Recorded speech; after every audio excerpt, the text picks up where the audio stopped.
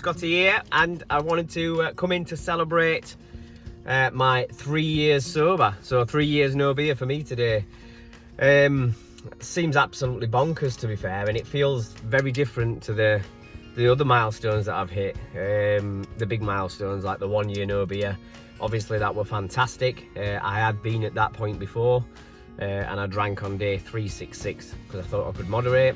So I had to go way back to the beginning after about another 6 months. I've got full stories and stuff, and I'll link in the YouTube videos that I've done for them if anybody's going to find them of interest. I'll link them underneath this post. So I've got my kind of alcohol story. There was a poem that I wrote. I talk about the turning point that brought me to, or one of the turning points that brought me to sobriety again. If I can do this and where I was at with this, then any fucker can. So if you're watching this and you're thinking, I'm not sure I can do this, believe me, you can. And you have absolute greatness within you. You can do this. I know you can, because I did it, and I would have total fucker with this. It was destroying my life, and so as I said, it feels very different this 3 years. It feels like I've almost got my big boy pants on. Like I've done the 1 year, and then obviously I've been there before, so then they kind of bit up to 2. The 2 came, and I still felt like I was still learning shitloads, and to be fair, I'm still learning shitloads now at 3 years. I don't want you to find that disheartening. What I've found the most difficult, and I think there was a girl in here the other day talking about this, blonde-haired girl. She got kind of a picture of her before on day 1, and then picture, I think she was on about day 50 something, and she was saying that she feels a bit lost. And it's not that you're lost. I think it's that you've identified and felt a certain way and numbed and coped with life in such a way with alcohol as your little fuzzy friend all these years, that when you take it out, you're literally laid bare. You have one less coping mechanism to be able to use, and that can feel kind of scary. And I found that the persona that I thought I was and the person that I thought I was, without the alcohol in my life on a consistent basis, I was very different to that. So I've always been very extroverted. I've always been the life and soul of the party. I'm always the one who's either dancing on the table or drunk under it. See, again, these are stories. Can you hear the story there? And quite often we relate ourselves and we tie ourselves into these stories. And you will carry that story and you will protect it with your life. And often the issue that we've got is when you take the alcohol away, then the story changes and then your identity changes. And that was a little bit scary. I can remember going to my wife's Christmas party at her work, and I spent a lot of time. Now this used to be, that was my area, that was my arena. I'd be working the room, talking to this person, talking to that person, having drinks with them, doing shots with them, and all of this business. I spent a lot of time in the toilet cubicle, breathing. I just didn't know how to handle this situation, which made me realize I'm a lot more introverted. So don't see this as disheartening, and don't see this as this losing you. It's not losing you, it was finding me.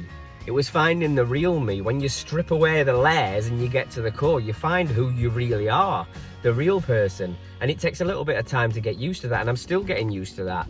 I'm still getting to know who I am, the more vulnerable version of me, and that's not always easy. And some of the hardest points I've got is being able to, when you've numbed with alcohol for so many years, when you then don't have that to be able to numb with, you're left to stare your issues, to stare your troubles, and to deal with stress. You've got to stare that straight in the eye and fucking deal with it.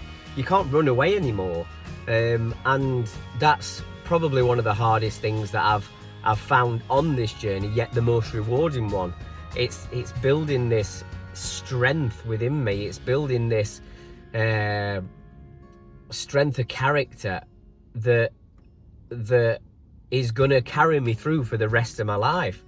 If you're on the run constantly, if you've done a crime and you're on the run all your life, that's tiring shit. And I think what we do in this group is we refuse to be on the run. We're basically facing up to it and dealing with the situation head on.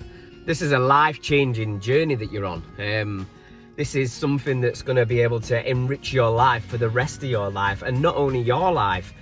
During this journey, what you'll find is you may start to draw people towards you who are also struggling. Once you start sharing your story and putting it out there, quite often where I share milestones, then I'll get someone who comes to me and says, look, how did you do it? I need help. There's a few people in this group actually. One lady in particular, she shares her soberversary either today, I think it was today or yesterday.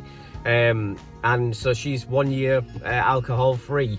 And so to be an absolute minimal point in her journey is an absolute gift. You can be that little pivot point where this person comes to you and then you help them in a certain way, you understand them, and you set them on a different path. You are that very tiny point in their journey where you can help them pivot. Now, what greater gift is that you, through your own journey and sharing your journey, can help another human being transform their life as well. So if you're watching this in this group, I don't know where you are in your journey, but you can do this. I know that you can. And it's an absolute fucking roller coaster, I'm not gonna lie. But nothing that's worth doing is ever easy. It's always a journey. And it's going to be teaching you things along the way that then you can use for you, that you can pass on to others. And you can do this. If you're having wobbles, God, I don't know how many wobbles I've had during this, and the tough times still come. But whereas before it was probably 80% tough times and 20% decent, now the 80-20 is flipped round. It's 20% tough, 80% absolutely flying through life and loving it. It could even be a higher percentage than that, 90-10 or something along them lines. So believe in yourself, guys. If I can do it, anybody can do it. Thanks for listening, and a massive thanks obviously to 1 Year No Beer, to Rure, Andy, all the team for setting 1 Year No Beer up. I joined quite early on in this journey, and it's amazing to see where 1 Year No Beer has gone and how many lives this is impacting. So thank you very much, guys. Thanks for watching. Sorry it went on for so long. Bye.